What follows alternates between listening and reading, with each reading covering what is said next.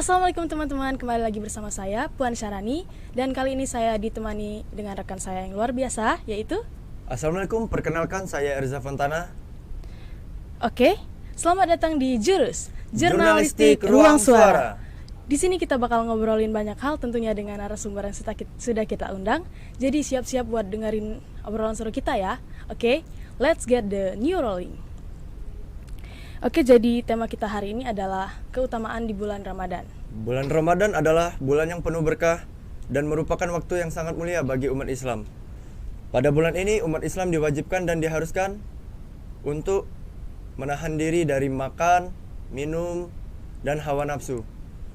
Nah, keutamaan di bulan Ramadan ini yaitu pahala yang berlipat ganda. Jika kita melakukan amal di bulan ini, maka pahala kita akan berlipat ganda. Dan pintu surga dibuka sebesar-besarnya dan pintu neraka itu ditutup pada bulan ini. Oke, untuk membahas lebih dalam tentang tema kita hari ini, langsung saja kita akan membahasnya dengan narasumber kita yang Masya Allah luar biasa, yaitu Ustadz Bani SPD. Beliau ini merupakan mahasiswa lulusan UIN Raden Patah Palembang, dan juga beliau ini adalah penyuluh agama Batu Raja Barat.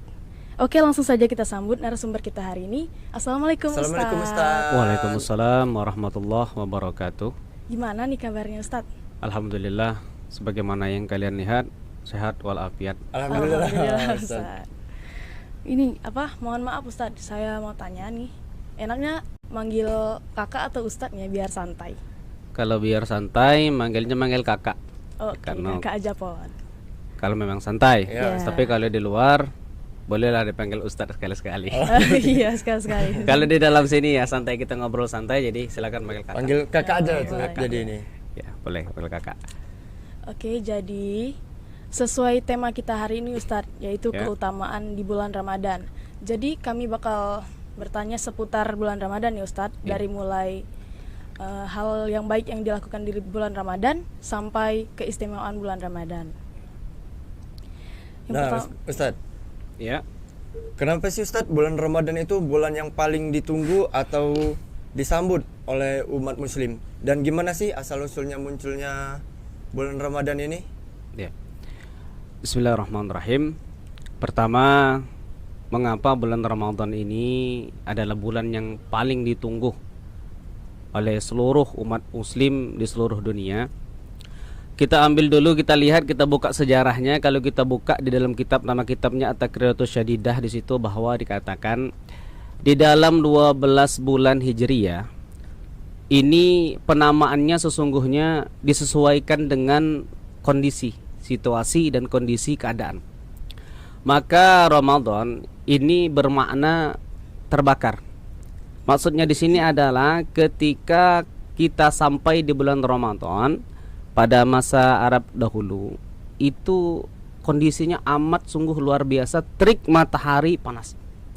Maka daripada itu para ulama mengatakan bahwa kalau masuk di bulan Ramadan artinya bukan hanya badan kita yang terbakar, melainkan sesungguhnya itu dosa kita yang terbakar, terkuras habis di bulan Ramadan.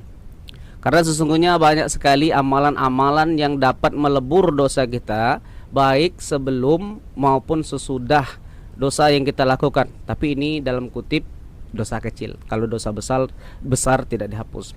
Nah, kembali lagi kita di bulan Ramadan ini ngapa ditunggu? Nah, inilah salah satunya. Karena para ulama terdahulu, para salafus saleh terdahulu, ketika masuk di bulan Ramadan mereka nangis, bahagia, haru. Kenapa mereka menangis? Apakah karena sedih? Bukan, nangis bahagia. Karena apa? Terpikir di hati mereka, terpikir di dalam benak mereka, ketika masuk di bulan Ramadan maka habis, hangus dosa mereka. Maka mereka nangis. Maka itu bulan Ramadan termasuk bulan yang kita tunggu-tunggu. oh jadi gitu ya Ustadz. Terus aku mau tanya nih Ustadz, Ya. bagaimana sih asal-usul munculnya bulan Ramadan ini? Asal usul munculnya bulan Ramadan, ya seperti saya katakan tadi, semasa hidup Rasul Shallallahu Alaihi Wasallam, sesungguhnya bulan Ramadan ini dikhususkan oleh Allah Subhanahu Wa Taala sebagai bulan introspeksi diri kita, sebagai madrasah pembelajaran bagi kita.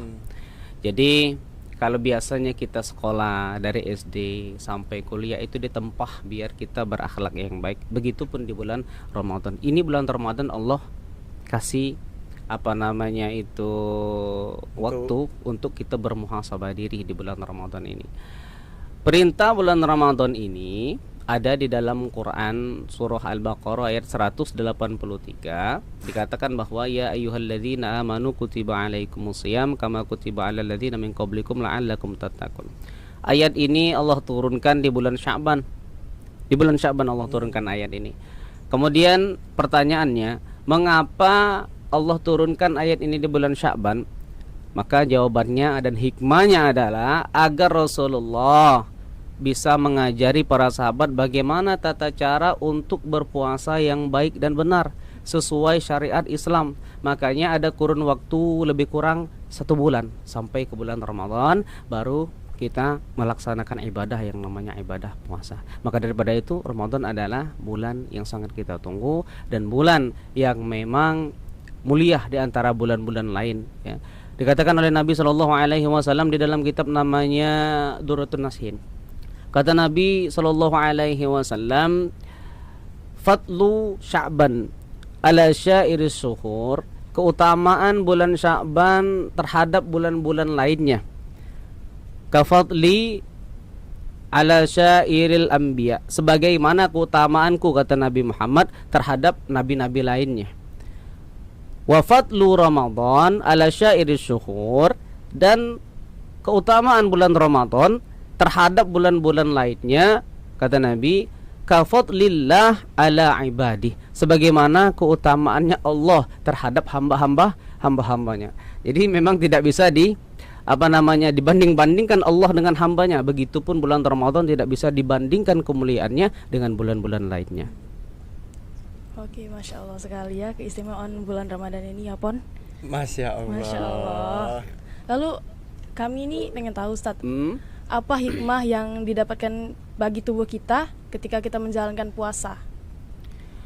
Hikmah yang didapatkan oleh tubuh kita, yang pertama tentu ini masalah kesehatan, ya. Kalau ngomong masalah kesehatan ini mungkin saya tidak terlalu panjang lebar karena saya tidak banyak mengerti. Yang jelas ketika kita berpuasa itu, saya pernah baca artikel itu bahwasanya tubuh kita ini kalau sedang dalam keadaan lapar dapat memakan istilahnya itu sel-sel kanker misalnya, hal-hal yang buruk terhadap badan kita. Tapi itu dalam kurun waktu puasa yang 14 jam ke atas. Tapi kalau puasa misalnya ada yang puasa nih anak-anak misalnya kan puasa ini tapi dalam kutip puasa pembelajaran nih ya. Sampai cuma 12 jam itu belum ada kebaikan untuk dirinya. Nah, di situ. Mungkin itu saja yang dapat saya jawab karena ini masalah kesehatan ya. Iya Ustaz. Ya. Lalu dalam kondisi apa kita diperbolehkan tidak berpuasa Ustaz? Dalam kondisi apa kita diperbolehkan untuk tidak berpuasa? Iya, Ustaz. Yang pertama memang ada beberapa hal yang boleh kita tidak berpuasa. Tentunya kalau kita dalam perjalanan musafir. Ya, musafir. Jadi ketika musafir itu boleh dia berbuka, artinya boleh dia makan ketika dia dalam bulan Ramadan, tapi dia dalam perjalanan. Tapi perjalanannya ini pun ada batas maksimal ya, atau minimalnya ada kurang lebih 82 km. Arti jauh perjalanannya ini. Yeah. Kalau misalnya berjalan dari Batu Raja ke Air Gading misalnya, itu belum dikatakan musafir dan tetap wajib berpuasa. Ya, jangan coba-coba berbuka. Ini Ustaz, aku dalam keadaan musafir ya. Memang dalam arti kata musafir itu orang yang sedang melakukan perjalanan. Ya benar, ya. Memang berjalan. Tapi dalam kutipnya minimal maksimal perjalanannya itu tidak didapatkan. Kemudian bagi perempuan yang mungkin ya ini setiap bulannya mengalami haid misalnya, datang bulan, atau yang sedang melahirkan, menyusui, ya. Boleh juga orang tua rentah yang mungkin dalam kondisi tubuhnya tidak memungkinkan lagi untuk berpuasa, maka itu diperbolehkan untuk tidak berpuasa, melainkan nanti akan dibayar fidyah. Beda halnya dengan nanti yang haid ataupun yang sedang menyusui, itu nanti diqadha, beda ceritanya ya. Oke, baik Ustadz. Nah, Ustadz, mau nanya nih Ustadz. Boleh. Sebenarnya batas kita berhenti makan dan minum saat sahur itu imsak atau azan subuh nih Ustadz? Imsak atau azan Subuh. Batas terakhir kita makan sahur. Jadi ketika kita makan sahur, dikatakan di dalam kitab At-Taqrirus Shadidah itu termasuk salah satu sunnah daripada kita berpuasa, yaitu dengan bersahur. Ya. Jadi walaupun dengan seteguk air, sesuap nasi, tetaplah kita mesti makan sahur. Biar apa? Dapat kesunahannya dan dapat berkah daripada Iya, berkah benar. sahur. Nah kemudian dari manakah batas waktunya? Apakah waktu imsak itu kita sudah tidak diperbolehkan lagi makan? Imsak itu kurang lebih 10 menit atau 15 menit waktu menuju ke azan subuh atau masuk waktu sholat subuh. Nah maka daripada itu kita lihat bahwasanya kita dimulaikan berpuasa ini ketika azan subuh atau masuk waktu subuh sampai masuk waktu maghrib. Nah pertanyaannya, maka bolehkah kita masih makan ketika imsak? Iya. Ya, Pertanyaannya imsak. Iya, boleh. Tapi kalau kita buka sejarah, Rasul Shallallahu Alaihi Wasallam itu setelah sahur itu menyisakan waktu lebih kurang membaca 50 ayat. Nah 50 ayat Al-Quran dibaca, sehingga selesai dari situ baru masuk waktu subuh. Artinya kalau kita kalkulasikan dengan waktu itu lebih kurang 10 sampai 15 menit. Nah inilah dinamakan imsak. Itu sunnahnya. Jadi berhentilah ketika waktu imsak datang, kita cukup makannya. Kita bersiap-siap diri, mungkin mandi sebelum subuh, karena mandi sebelum subuh ketika bulan Ramadan diniatkan dengan mandi wajib, itu juga sunnah daripada puasa di bulan Ramadan ya, walaupun tidak dalam keadaan junub, sunnah hukumnya. Maka daripada itu kata Rasul, cukup makan sampai di situ. Rasulullah menyediakan waktu 10 sampai 15 menit untuk selesai makan sahurnya ketika belum masuk sholat subuh. Untuk wanti-wanti. Tapi kalau memang belum sahur, artinya kita boleh tidak makannya kan belum sahur nih. Waktu tinggal 5 menit, 10 menit, 15 menit, apakah boleh masih kita makan untuk sahur? Boleh, pertanyaannya. Boleh. Oh ya. Nah, di situ. Jadi waktu imsak itu bukan berarti kita tidak boleh makan, melainkan lampu kuning, siap-siap mau berhenti. Iya, tapi masih boleh untuk makan. Karena sering juga nih Ustaz nggak kebangun sahur kan. Iya. Jadi bangunnya tuh emang benar-benar udah mau azan subuh tuh. Iya. Jadi masih boleh makan ya Ustaz? Masih boleh, asal belum azan subuh. Kalau sudah azan subuh pasti makan, itu tidak boleh lagi. Batal. Itu batal Ustaz. Jadi nggak puasa lagi Ustaz itu. Ya. Dan yang paling penting adalah niat. Ya bukan masalah makan sahur. Nanti ini kesiangan nih, sudah azan subuh, rupanya kita lupa berniat. Nah maka tidak salah puasa kita walaupun kita sempat makan sahur tapi tidak berniat. Nah di situ maka niat harus kita pasang. Kalau sudah habis sholat tarawih itu kan biasanya baca doa bareng gitu. Ya niat bareng ya. Boleh. Ya boleh. Nah makanya daripada itu tuh sebagai ihtiyat, kehati-hatian kita setelah selesai sholat tarawih kita baca niat biar apa? Tidak lupa niat. Iya benar Ustaz. Berarti kalau pas sahur, pas sudah kita sahur itu tidak baca niat lagi, tapi sudah baca niat pas ketika sudah tarawih itu, jadi itu tidak apa-apa ya Ustaz? Iya sudah dibaca. Sudah dibaca. Boleh. Oke Ustadz, apa aja nih yang buat kita berkurang pahalanya puasa pada saat puasa? Apa saja yang bisa membuat pahala puasa kita kurang? Ya. Di dalam kitab At-Taqrirus Shadidah memang ada hadis Nabi yang mengatakan bahwa ada beberapa amalan yang bisa menghapus amalan puasa kita. Di dalam kitab At-Taqrirus Shadidah itu yang membatalkan puasa ada 2. Yang pertama disebut dengan istilah al-muhbitat, yang kedua al-muftirat. Al-muhbitat itu adalah hal-hal perkara yang dapat membatalkan pahala puasa, tapi puasanya secara zahir tetap sah dan tidak perlu diqadha. Itu ada 6 kalau di dalam kitab At-Taqrirus Shadidah. Yang pertama ghibah. Ya. Oh ghibah. Nah, itu ini untuk Is. Cewek-cewek itu Ustaz. Tapi Kita cowok-cowok juga suka gibah Ustaz. Itu Enggak cewek-cewek cuma Ustaz. cewek. Tapi kita tidak boleh ngejudge ya. Iya, Yang hobi bener. ngibah jangan Iya. hanya seorang Iya. perempuan. Ternyata rupanya laki-laki juga sering menggibah. Bener, Ya, Ustaz. Kita tidak Bener sekali, kita tidak Ustaz. menutup kemungkinan karena gibah ini memang anak panah bagi syaitan, bagi syaitan biar menghabiskan pahala kita. Iya. Nah, maka yang pertama yang mengurangi pahala puasa kita adalah ghibah. Kalau sering kita lakukan bahkan hangus amal puasa kita. Tapi puasa tetap sah. Yang habis hanya amalan saja atau pahalanya saja. Yang kedua, berbohong. Kita ketika berpuasa tidak boleh berbohong. Ketika kita sudah berbohong, maka berkuranglah amal ibadah puasa kita. Yang ketiga, namimah, adu domba. Ya, adu domba ini biasanya bagi kalangan-kalangan yang julid dengan kita, iri dengan kita, sering mengadu domba kepada orang lain biar kita tidak akrab ya, dan lain sebagainya. Kemudian yang keempat, melihat hal-hal atau sesuatu yang diharamkan oleh Allah Subhanahu wa taala. Nah, ini penting untuk jaga mata kita. Jadi yang sering scroll TikTok Nunggu buka Ustaz. nunggu buka ya. Tahu-tahu ketika scroll TikTok itu nauzubillahi min zalik, melihat sesuatu yang diharamkan.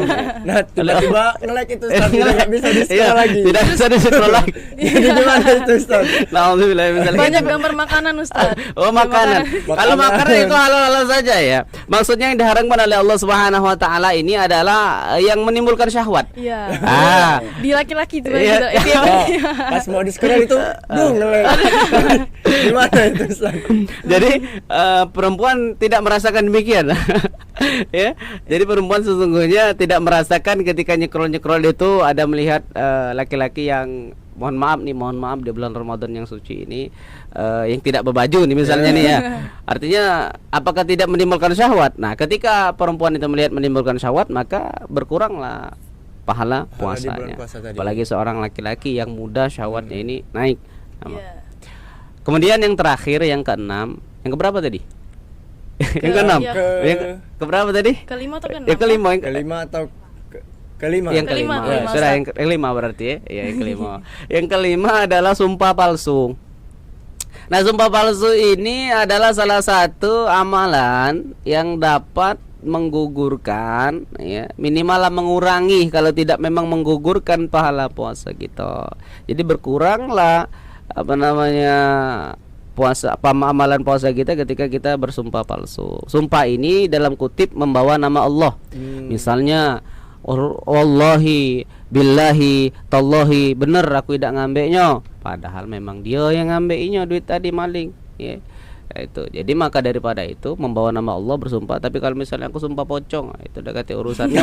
Jadi apa puluhan sumpah pocong? Karena sumpah itu yang diterima dan sah menurut Islam adalah sumpah yang atas nama Allah. Dan ketika dia berbohong dengan sumpah tadi, maka dia kafarat untuk berpuasa 3 hari berturut-turut. Yang keenam, qauluz zur, berkata yang buruk. Puasa tapi omongannya omongan kotor yang keluar dari mulutnya, omongan-omongan yang tercela atau perbuatannya juga yang tercela. Kita puasa tapi masih pacak maling. Puasa tangan kita ini masih pacak nyakiti orang lain. Puasa mata kita ini tidak kita jaga. Nah, artinya puasa ini bukan hanya menahan lapar dan haus, melainkan seluruh anggota badan kita ini dipuasakan dari hal-hal yang buruk. Kalau hanya puasa menahan lapar dan haus, itu tidak bernilai di sisi Allah Subhanahu wa taala. Karena itu adalah dasarnya saja. Iya.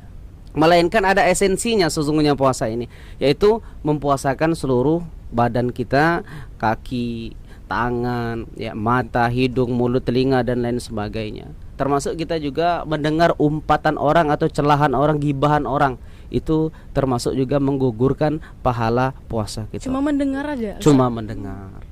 Jadi Bisa kalau juga ya. adik-adik tadi dengar ada kawannya di sebelah lagi gibah, nguping, ya, termasuk juga amalan puasanya dikurangi, minimal dikurangi dan maksimalnya sampai digugurkan oleh Allah Subhanahu wa taala, karena Allah tidak butuh puasa yang orang berpuasa tapi tetap dapat melakukan keburukan-keburukan di dalam puasanya. Nah, Ustadz. Nah, Sekarang kebalikannya, Ustadz. Kebalikannya. Jadi, kegiatan apa aja yang mendapatkan banyak pahala di bulan suci Ramadan ini, Ustadz? kegiatan-kegiatan yang banyak mendapatkan Kalau tadi pahala ini, ya. Jadi yang pertama kita buka Al-Qur'an surah Al-Baqarah ayat 183. Di situ Allah katakan sampai ke ayat 185 itu murni membahas tentang bab puasa. Tapi nyata-nyatanya di situ di ayat 185 Allah katakan Syahrul Ramadan alladzi unzila fihi al-Qur'an. Allah Subhanahu wa taala di dalam bulan Ramadan turunkan Al-Qur'an. Ada kata-kata Al-Qur'an di situ. Berarti Al-Qur'an ini unik dan ada hubungannya dengan bulan Ramadan dengan ibadah puasa. Berarti ketika kita berpuasa, amalan terbaik yang kita lakukan adalah dengan membaca Al-Qur'an. Perbanyak tadarus. Apakah hanya baca Al-Qur'an? Sedekah juga baik di bulan Ramadan. Maka sedekah yang paling baik kata Rasulullah ya sedekah di bulan Ramadan. Itu. Banyak lagi amalan-amalan lain, bisa juga dengan memberi jamuan kepada orang yang berbuka puasa karena pahalanya sama seperti kita berpuasa. Nah, ini luar biasa. Jadi kita adat istiadat ini kita hidupkan kembali, tukar makanan istilahnya ketika menjelang berbuka. Misalnya adek Pontara ngasih adek si Maharani tadi kelpon misalnya kan. Si adek Maharani ngasih Pontara misalnya apa namanya kue apa. Jadi tukar makanan di ketika akan berbuka puasa. Nah, ini pahalanya luar biasa. Kalau di Medan itu namanya punggahan ya, Oh, Ustaz, punggahan ya? ya. Kalau Iya, di Medan itu. kalau orang Medan karena saya orang Banyuasin kurang tahu ya. Iya. Bawa Medan ini, Ustadz. Iya. Ya kalau di Medan gitu namanya. Itu harus dihidupkan ya, bagus. Ya, terus tanggapan Ustadz tentang adanya wartakjil nih. Dan Wartakjil. Iya, wartakjil. Iya. Berburu takjil gitu, Ustadz. Berburu itu, takjil ya. ya. Iya. Jadi sesungguhnya kasihan sekali orang yang berpuasa. Memang tingkatan puasa itu ada 3. Yang pertama ada puasa umum. Puasa umum ini orang yang hanya bisa menahan lapar dan dahaga saja. Cukup, menurut dia cukup tuh puasanya. Karena puasa umum bagi mereka begitu. Ada puasa yang namanya khusus. Puasa khusus ini sudah mulai membiasakan puasa badannya. Tangannya tadi yang saya katakan tidak lagi maling, bahasa gitu kan, tidak lagi mulutnya tidak lagi berbohong, lisannya tidak lagi berkata buruk dan lain sebagainya. Nah, ketika ada puasa namanya khususul khusus di sini adalah puasa yang mana hanya mengharap ridho atau pahala dari Allah Subhanahu wa taala. Artinya bukan takjilnya yang menjadi nomor 1. Bagaimana ketika ada orang yang berpuasa, ketika dia berbuka puasa nih, lantas dia pengen makan rendang misalnya. Oh, rendangnya tidak kecapaian, alhasil tingkat keikhlasan dia dalam berpuasa ini berkurang. Nah, seperti itu. Nah, maka dari sini Allah tidak butuh puasa yang tidak karena Allah. Maka di sini ada dalam hadis dikatakan bahwasanya man shoma Ramadan imanan wa ihtisaba ghufira lahu ma taqaddama min zambi. Memang puasa dapat menghapuskan dosa kita sebelum dengan catatan 2 hal. Yang pertama puasanya dengan benar, yang kedua memang ikhlas karena Allah Ta'ala. Jadi bukan karena berburu takjil ini barat kata kita tidak dapat makanannya jadi kita lemes dalam puasa, tidak ikhlas dalam puasanya. Ya silakan, boleh berbuka dengan apa saja, yang jelas tetap mengharap ridha Allah Subhanahu wa taala. Iya, baik Ustaz.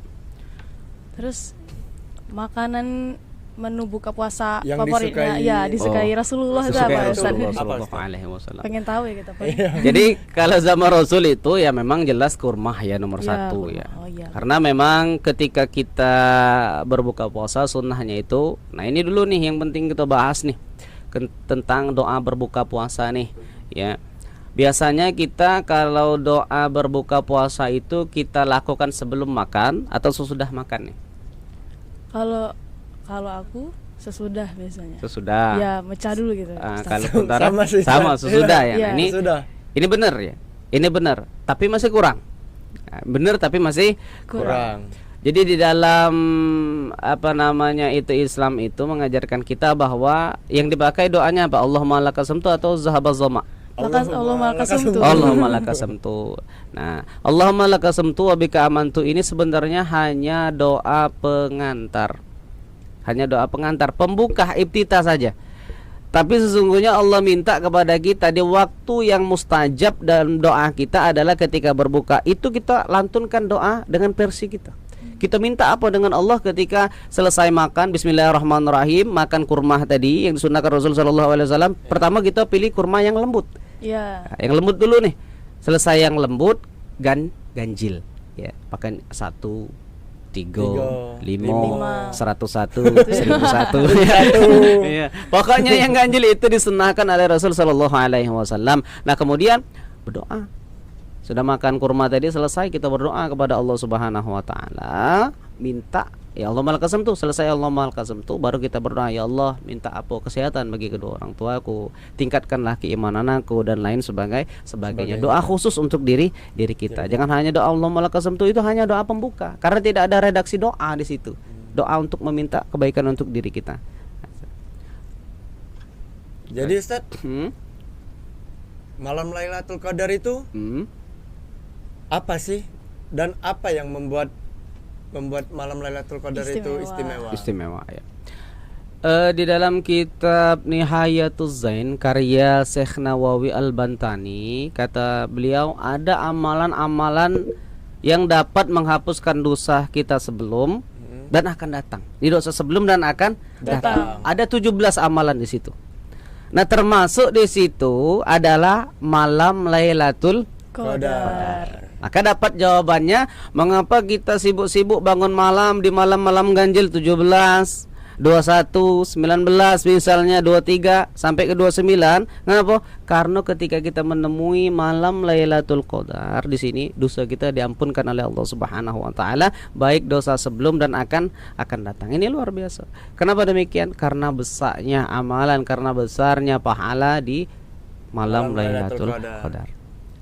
Oke, saya mau minta nih Ya. pesan dan harapan Ustadz untuk seluruh ini penonton yang menonton kita nanti, Ya. terutama untuk anak-anak muda nih Ustadz Untuk di bulan anak-anak Ramadan muda, ini. untuk bulan Ramadan. Jadi pesan dari saya Bani Haidir, ya, penyuluh agama Islam Batu Raja Barat, berpesan kepada pemirsa yang lagi menonton mungkin podcast ini atau yang sedang duduk-duduk rebahan, nyekrol kelihatan ada podcast saya, maka ada lagi makan, lagi minum, ya, lagi kongkok dan sebagainya.